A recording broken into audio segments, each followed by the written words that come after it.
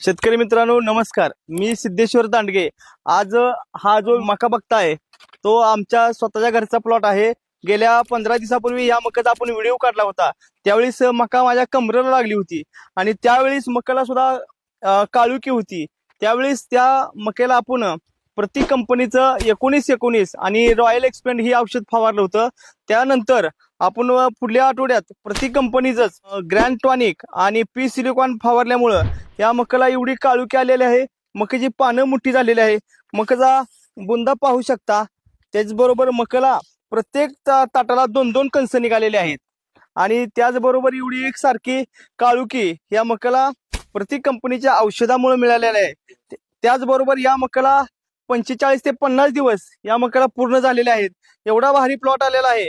हा प्रत्येक आमच्या गावातील तर सगळेच लोक विचार लागले की कोणतं औषध फवारले, काय केले। त्याचबरोबर आसपासच्या गावातली सुद्धा लोक विचार लागले काय आम्हाला बी हे तंत्रज्ञान तुम्ही सांगा, असं या ठिकाणी शेतकरी विचार लागलेले आहेत। गेल्या वेळेच्या व्हिडिओ सुद्धा मला विचारलं गेलं या मक्याचं उत्पन्न किती निघेल। त्यावेळी सुद्धा मी सांगत होते की एकरी या मक्याचं उत्पन्न 40-45 क्विंटल निघेलच आणि मी ते काढणारच।